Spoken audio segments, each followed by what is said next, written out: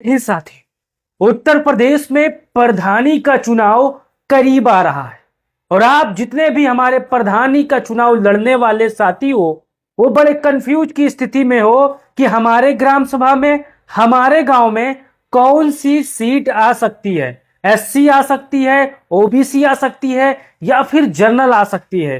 तो मैं आज आपको आसान भाषा में समझाने वाला हूं कि आपके ग्राम सभा में 2026 के त्रिस्तरीय पंचायत के प्रधानी के चुनाव में कौन सी सीट आ सकती है। ऐसा फार्मूला बताने वाला हूं कि आप घर बैठे जान जाओगे कि हमारे गांव में कौन सी सीट आएगी। ये वीडियो आप पूरा देखोगे तभी वो फार्मूला आप समझ पाओगे, तभी आप जान पाओगे कि आपको कैसे वो फार्मूला लगाना है और कैसे अपने ग्राम सभा की सीट को पता करना है। आप हमारे पीछे तस्वीर देख सकते हो, उत्तर प्रदेश पंचायत 2026। आसान भाषा में समझिए, अब की बार आपके ग्राम सभा में कौन सी सीट आएगी, गांव में कैसे सीटें होती हैं आरक्षित। आज ये भी बताने वाला हूं कि आपके गांव में सीटें एससी के लिए, ओबीसी के लिए, जर्नल के लिए और महिलाएं के लिए कैसे आरक्षित की जाती है, इसका भी फार्मूला बताने वाला हूं। अगर आप ये वीडियो यूट्यूब पर देख रहे हो तो चैनल को सब्सक्राइब कर लो, फेसबुक पर देख रहे हो तो पेज को फॉलो कर लो। अब यहां पर आगे देखिए, प्रधानी की सीट कैसे तय होती है। यह पहला चरण है, इसको आपको समझना पड़ेगा तभी अब आगे समझ पाओगे प्रधानी सीट कैसे तय होती है। अब यहां पर आप देखिए, ग्राम पंचायत की सीटें हर चुनाव में आरक्षण और रोटेशन सिस्टम के हिसाब से बदलती है। आरक्षण मुख्य रूप से 5 तरह का होता है, आप सभी जानते हो। अब यहां पर देखिए, सामान्य कोई भी चुनाव लड़ सकता है। सामान्य आए तो चाहे एससी लड़े, चाहे ओबीसी ले, चाहे महिला लड़े, अगर जो भी उम्मीदवार चाहे चुनाव लड़ सकता है सामान्य में। अनुसूचित जाति एससी में, यहां पर अनुसूचित जात के ही जाति के लोग प्रधानी, पंची, बीडीसी, जिला पंचायत का चुनाव लड़ सकते हैं। अनुसूचित जनजाति एसटी, अब आप अगर जनजाति हैं, अनुसूचित जाति एसटी के हैं तो यहां पर आप चुनाव लड़ सकते हैं। लेकिन उत्तर प्रदेश में इनके गांव की संख्या बहुत कम है, ना के बराबर है के साथियों।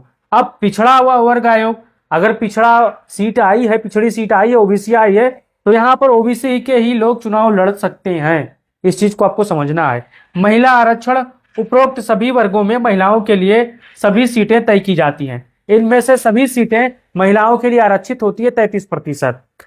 अब यहां पर आगे देखिए, दूसरा, रोटेशन सिस्टम कैसे काम करता है, इस चीज को आपको समझना है।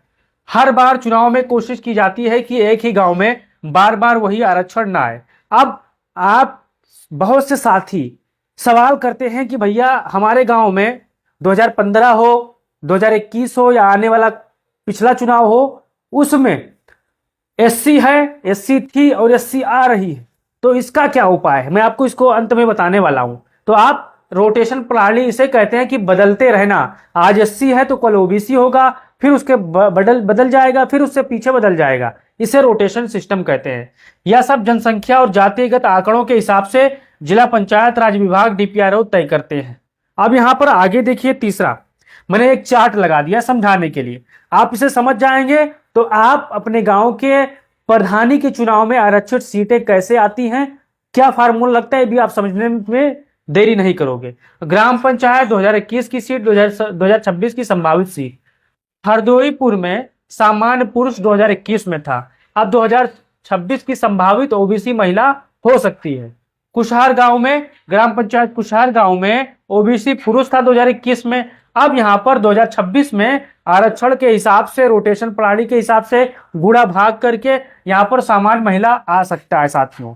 अब बरौली गांव में एससी थी 2021 में, लेकिन यहां पर जब रोटेशन प्रणाली को लागू किया गया, सीटों को गुणा भाग किया गया, जातियों को गुणा भाग किया गया, तब यहां पर निकल के आया कि एससी पुरुष आ सकती है। अब यहां पर सिद्धपुर में 2021 में सीट सामान्य महिला थी, लेकिन 2026 में ओबीसी पुरुष यहां पर आना कंफर्म माना गया है। इन सभी सीटों को यहां पर रोटेशन प्रणाली के नियम से, सीटों को जो गुणा भाग होता है उसके नियम से यहां पर रखा गया, आपको समझाने के लिए साथियों। अब यहां पर आगे चलते हैं। सबसे पहले जनसंख्या का हिसाब, इसके बिना आपके गांव में तय ही नहीं हो पाएगा, आपके जिले में तय नहीं हो पाएगा कि किस जाति के कितने लोगों को कितना आरक्षण देना है जिले में, गांव में साथियों। अब यहां पर समझिए, आरक्षण तय करने के लिए हर जिले की कुल जनसंख्या को आधार माना जाता है। अब यहाँ पर आप देख लो, मान लो किसी जिले की जनसंख्या 2011 की जनगणना के हिसाब से यहाँ पर कुल जनसंख्या इतनी थी, यानी 10 लाख के आसपास थी। आप यहाँ पर देख सकते हो। अनुसूचित जाति यहाँ पर 2,10,000 के आसपास थी। अनुसूचित जनजाति यहाँ पर लगभग आप देख सकते हो इतनी आबादी थी। पिछड़ा वर्ग यहाँ पर लगभग पिछड़ा वर्ग ओबीसी लगभग 4 लाख के आसपास था। एससी यहाँ पर 20,000 के आसपास था। सामान्य वर्ग बाकी था। अब यहाँ पर आपको मैं आगे बताने की कोशिश करूंगा कि ग्राम पंचायतों को की जनसंख्या, मान लो जिले में 100 ग्राम पंचायतें हैं। अब इन्हीं 100 सीटों पर जनसंख्या अनुपात से आरक्षण बांटा जाएगा। अब आगे देखिए, गुणा भाग का फार्मूला ये जिले लेवल है, मैं आपको गांव लेवल पर बताने वाला हूं, इसलिए मैं आपको समझा रहा हूं ताकि आपके दिमाग में बैठ जाए। आपको क्या करना है, जातियों की संख्या, कुल जनसंख्या, ग्राम पंचायतों को कुल संख्या। अब यहाँ पर आपके गांव में कितनी जाति की संख्या है यहाँ पर आप देख सकते हो, और यहाँ पर कुल कितना यहाँ पर जनसंख्या है वो भी देख सकते हो। ग्राम पंचायतों की कुल जनसंख्या यहाँ पर देख सकते हो। तो इसके हिसाब से यहाँ पर 21 सीटें हुई। एससी के एसटी के हिसाब से यहाँ पर 2 सीटें हुई। ओबीसी के हिसाब से यहाँ पर आप देखोगे गुणा भाग करोगे तो 40 सीटें हुई। बाकी बची सीटें 100 यहाँ पर आप देख सकते हो। 37 सीटें सामान्य वर्ग के लिए यहाँ रिजर्व हो गई। यानी ये एक जिले का फार्मूला हुआ। अब मैं आपको गांव के फार्मूले पर आता हूं। अब यहाँ पर देखिए, महिलाओं के लिए क्या होता है इसको भी आपको समझना है। कुल सीटों में से 1/3 सीटें महिलाओं के लिए आरक्षित होती है। यानी हर वर्ग एससी एसटी ओबीसी सामान्य में 33% महिलाओं को भी यहाँ पर शामिल किया जाता है। इस चीज को आपको समझना है। अब यहाँ पर देखिए, एससी की कुल सीटें 21 है, जिसमें 7 सीटें यहाँ पर महिलाओं के लिए आरक्षित होगा। एसटी के 2 सीटें हैं तो यहाँ पर 1 सीटें महिला के लिए होगी। ओबीसी की 40 सीटें अगर है जिले में तो यहाँ पर 30 सीटें महिलाओं के लिए होगी। सामान्य अगर 37 सीटें हैं तो 12 सीटें यहाँ पर महिलाओं के लिए आरक्षित होगी। अब इस बात को हमारे समझ चुके होंगे जिला लेवल के लिए। अब यहाँ पर आपको देखना है 5 सीटों का घुमाव रोटेशन। इसको आप समझिए, ये सीटें हर चुनाव में बदल दी जाती हैं ताकि हर गांव को मौका मिले। अब जैसे आपके गांव में सामान्य है तो 2026 में जब आरक्षण की सूची आएगी तो उसमें सामान्य पुरुष भी हो सकता है, ओबीसी महिला भी हो सकती है। यहाँ पर बदलते रहता है। अब मान लो 21 में आपके गांव की सीट ओबीसी महिला थी तो 2026 में वो बदलकर सामान्य पुरुष या एससी हो सकता है, रोटेशन प्रणाली के नियम से। अब यहाँ पर आप देखिए, गांव की कुल सीटें, यहाँ पर मैं आपको समझाने की कोशिश करूंगा कि अब आप अपने गांव में कैसे पता कर सकते हो कि सीटें कैसे क्या हो सकती है। अगर आप सवाल को नहीं समझ पाते हो, वीडियो नहीं समझ पाते हो, तो डायरेक्ट कमेंट बॉक्स खुला है, आप सवाल भी पूछ सकते हो कि हमारे गांव में कौन सी सीट आएगी। अब ग्राम पंचायत प्रधान, ग्राम प्रधान प्लस वार्ड संख्या अलग होती है। दूसरी गिनती है, या हम सिर्फ प्रधान की सीट की बात कर रहे हैं। जिले की तरह गांव का भी अनुपात लागू होता है। मान लो आपका गांव 1000 की आबादी वाला है। अब देखते हैं जाति का हिसाब। अब मान के चलिए आपके गांव में 1000 की आबादी है, उसमें कौन से लोग निवास करते हैं। एससी लोग 200 है तो उनका 20% हो गया। एसटी यहाँ पर 0 है तो वहां पर 0% हो गया। ओबीसी यहाँ पर 40 है तो यहाँ पर 40% हो गया। सामान्य यहाँ पर 400 है तो यहाँ पर यहाँ पर आप देख सकते हो 400 हो गया। तो यहाँ पर आप इसको कैसे निकालना है, मैं आगे की तरफ यहाँ पर फार्मूला गुणा गणित, इसको भी आप समझ लीजिए, फिर आपको ऐसे करना है। जो तरीका जिले के लिए होता है वही गांव में लागू होता है। जाति की जनसंख्या कुल जनसंख्या गुणे 1 प्रधान की सीट। अब निकालते हैं एससी आरक्षण की संभावनाएं 200 यहाँ पर देख सकते हो, इंटू यहाँ पर 1000 गुणे यहाँ पर 1 तो 0.20 सीट हुआ। ओबीसी आरक्षण की फार्मूला यहाँ पर 0.40 हुआ, आप ये देख सकते हो। सामान्य यहाँ पर देख सकते हो 0.40 हुआ। इसका मतलब इस गांव की सीट कभी ओबीसी, कभी सामान्य और कभी एससी को जाएगी। यहाँ पर मैंने आपको समझाने की कोशिश की है। अब यहाँ पर आगे देखिए, अब इसको आप समझ लें, फिर आप समझ जाएंगे कि आपको कैसे अपने गांव की सीटों को निकालना है और कैसे समझाना है कि आपके गांव में कौन सी सीट आएगी। अब यहाँ पर देख सकते हो, मान लो आसान उदाहरण, गांव नगला का हिसाब। एक गांव नगला है, उसमें मान लो ग्राम पंचायतों की नगला की संख्या 1200 है। एससी की संख्या यहाँ पर 360 है, 30% हुआ।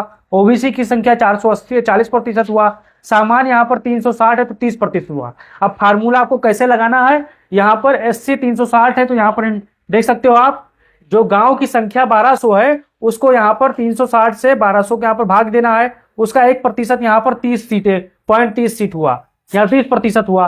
अब ओबीसी का यहाँ पर आप देख सकते हो कितनी संख्या है, फिर गांव के यहाँ पर भाग करो, फिर एक यहाँ पर एक से गुणा कर दो तो यहाँ पर 0.40 आ गया। सामान्य यहाँ पर 360 है तो यहाँ पर भाग करना है 1200 से, गुणे 1 कर देना है, पॉइंट या 30 आएगा। अब नगला गांव की प्रधान की सीट एससी कभी ओबीसी और कभी सामान्य को जाएगी, इस चीज को आपको समझना है। अब क्या करना है, अब मान के चलिए आपके गांव की आबादी ऐसे आपको लिख लेना है पन्ने पर, पेपर पर। अब वहां पर जितने आपकी गांव की जनसंख्या है आपको पता करना है, उसी हिसाब से आपको गुणा भाग कर देना है। यहाँ पर आपके गांव की जनसंख्या हो गई, उसमें एससी कितनी है, ओबीसी की कितनी है और सामान्य कितनी है, ऐसे लिख लेना है। फिर आपको पता चल जाएगी कि आपके गांव में कितनी जनसंख्या है और आपके गांव में कौन सी सीट आ सकती है। अब ये सवाल अगर आपको समझ में ना आई हो, वीडियो आपको ना समझ में आई हो, तो आप कमेंट बॉक्स में सीधे सवाल पूछ सकते हो साथियों, और वीडियो को तमाम साथियों तक भी भेज सकते हो ताकि उनको भी पता चल सके कि हमारे गांव में कौन सी सीट आई है। जय हिंद, जय भारत, जय हिंद।